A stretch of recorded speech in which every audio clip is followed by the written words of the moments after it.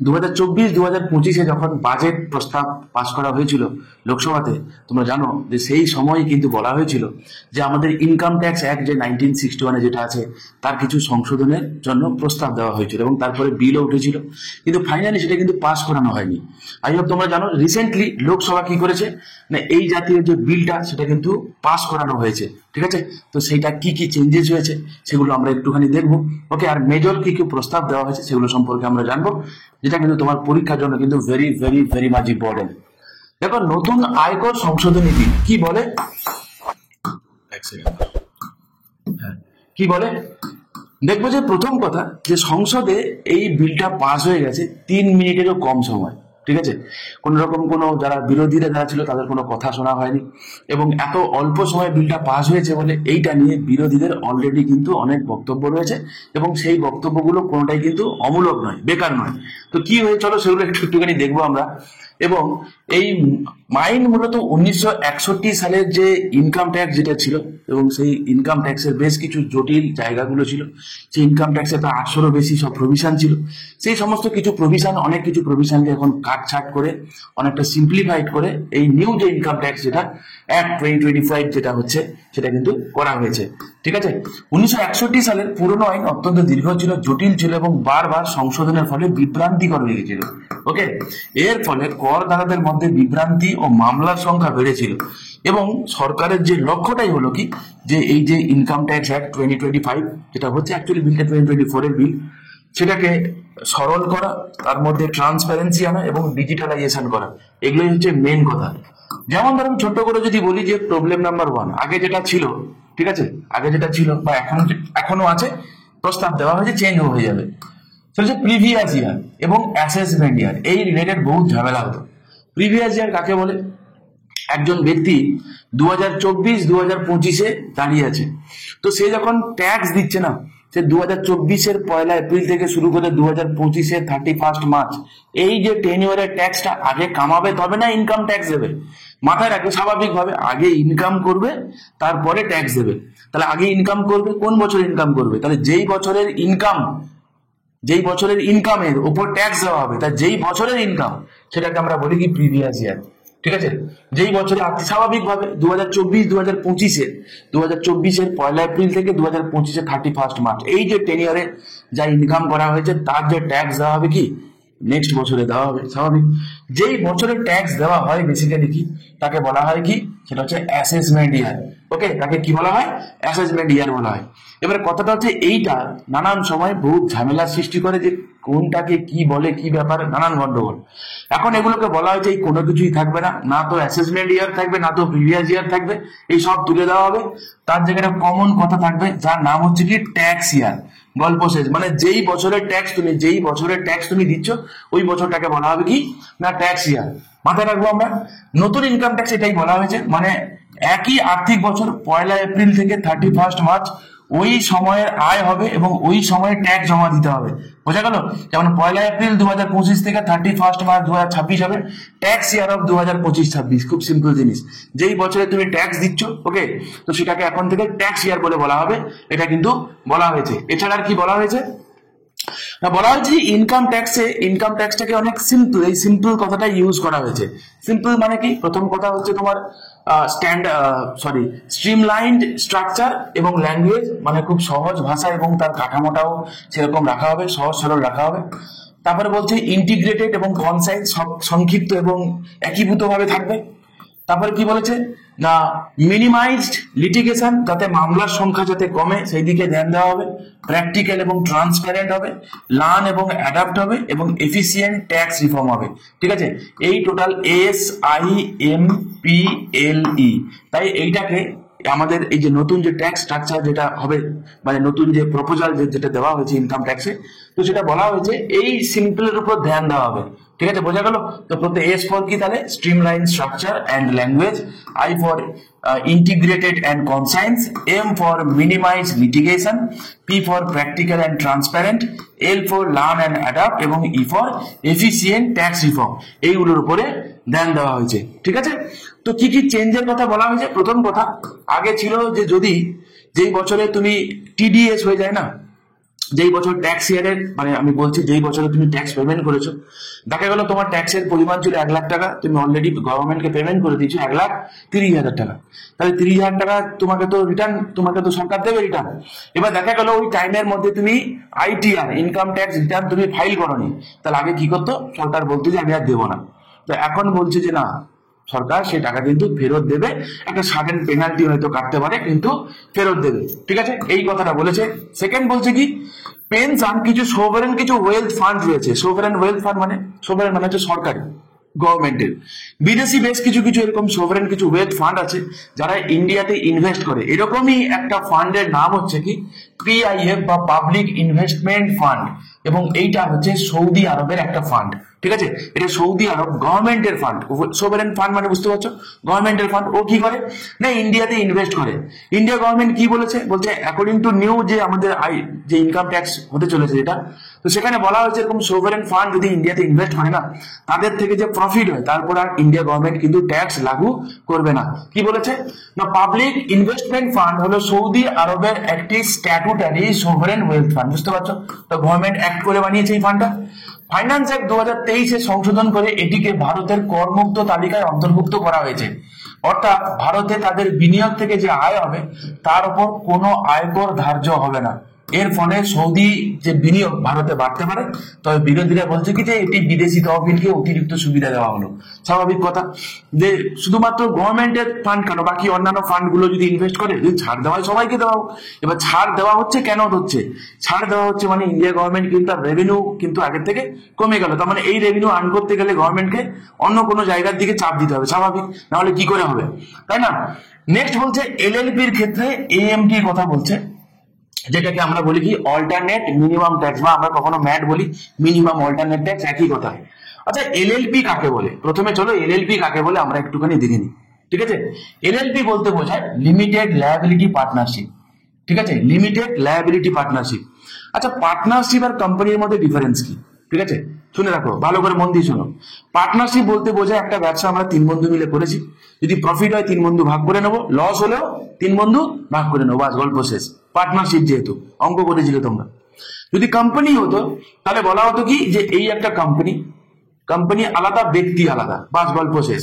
যদি company profit করে তো ভালো, ঠিক আছে, ডুবলেও চলো ঠিক আছে, কিন্তু যদি কখনো ডুবে যায় তাহলে আমি কিন্তু আমার অ্যাসেট বিক্রি করে নিশ্চয়ই কোম্পানির জিনিসটা শোধ হবে না। বোঝা গেল কি বললাম, তার কারণ হচ্ছে এক্ষেত্রে আমি আলাদা, কোম্পানি আলাদা। কারণ কোম্পানি যে তৈরি করা হয় এর জন্য অ্যাক্ট আছে, সেই অ্যাক্ট অনুযায়ী রেজিস্টার করা হয়। এক্ষেত্রে ব্যক্তিকে এবং কোম্পানিকে কিন্তু আলাদা রাখা হয়।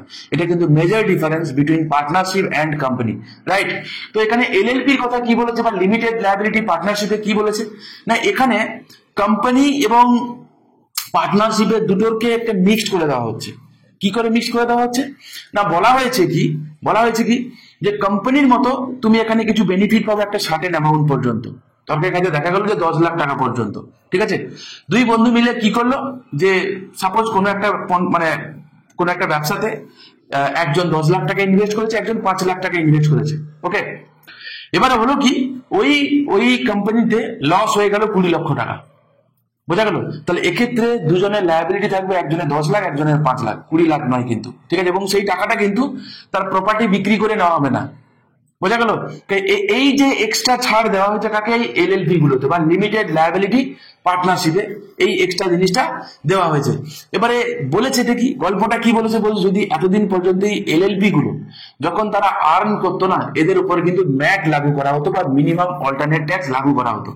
সরকার বলছে যে যদি LLP গুলো প্রফিট জেনারেট করে, কি রকম না তারা তাদের শেয়ার বিক্রি করে প্রফিট কামিয়েছে, এরকম যদি হয়, বোঝা গেল, তাহলে সেক্ষেত্রে কিন্তু এই সমস্ত কোম্পানিগুলোর উপরে আর ম্যাট লাগু করা হবে না। ঠিক আছে, যদি কোনো কোম্পানি দেখা যায় যে তারা প্রচুর প্রফিট করেছে, শুধুমাত্র ট্যাক্সে ছাড় দেবে বলে, বোঝা গেল, শুধুমাত্র ট্যাক্সে ছাড় পাবে বলে ও ট্যাক্স রিডাকশনের জন্য অ্যাপ্লাই করেছে, গভর্নমেন্ট দেখলো, যদি দেখে যে না এর মোটিভটা বেসিক্যালি ইচ্ছে করে কর ফাঁকি দেওয়ার জন্য করা, তাহলে সরকার চাইলে ওই কোম্পানির উপরে ম্যাট লাগু করতে পারে।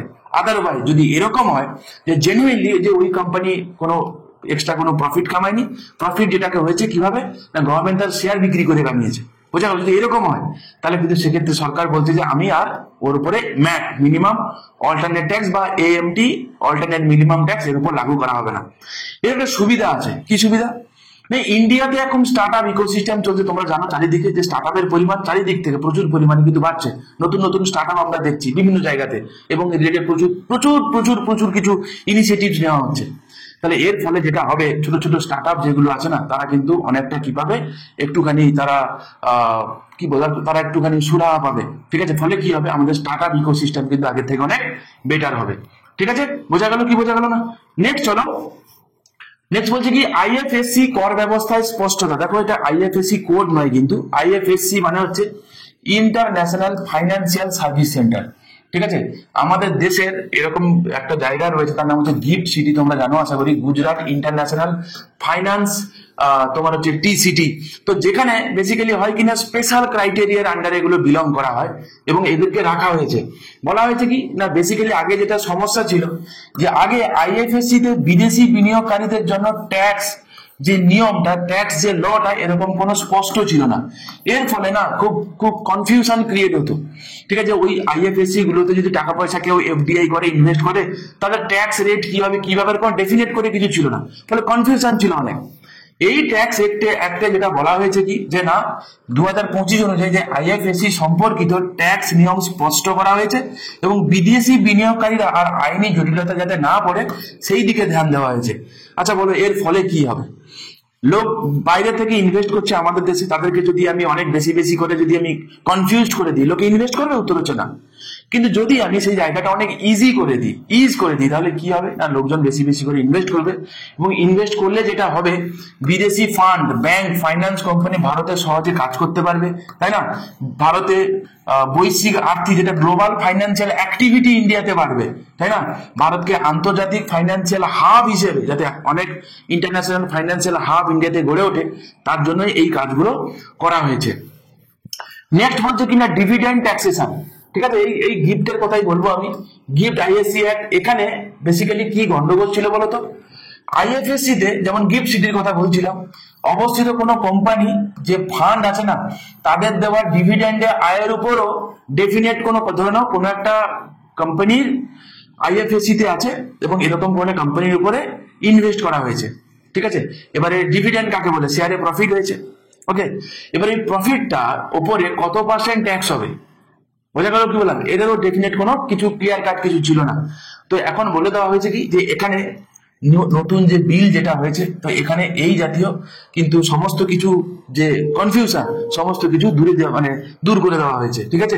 ফলে ইন্টারন্যাশনাল বিনিয়োগকারীরা যাতে খুব সহজে তারা আমাদের দেশে যাতে ইনভেস্ট করে, অ্যাকচুয়ালি বেসিক্যালি এরই একটা এক্সটেন্ডেড ভার্সন হচ্ছে এইটা। ওকে, সেদিকে আমরা ধ্যান দিয়েছি। নেক্সট বলছি কি, আর কি কি এফেক্ট, এর এফেক্ট কি কি পড়বে? প্রথম কথা যে এতদিন যে আমরা বা 2024-25 যে ট্যাক্স ডিডাকশন আমরা দেখেছিলাম, যে আপ টু 12 লাখ টাকা পর্যন্ত যে ট্যাক্স ছাড়ের কথা বলা হয়েছিল, তাই না? তো সেটা কিন্তু যেমন আছে তেমনি থাকবে। বলেছে এখানে কোনো আমরা চেঞ্জ করব না, কোনো চাপ নেই। ঠিক আছে?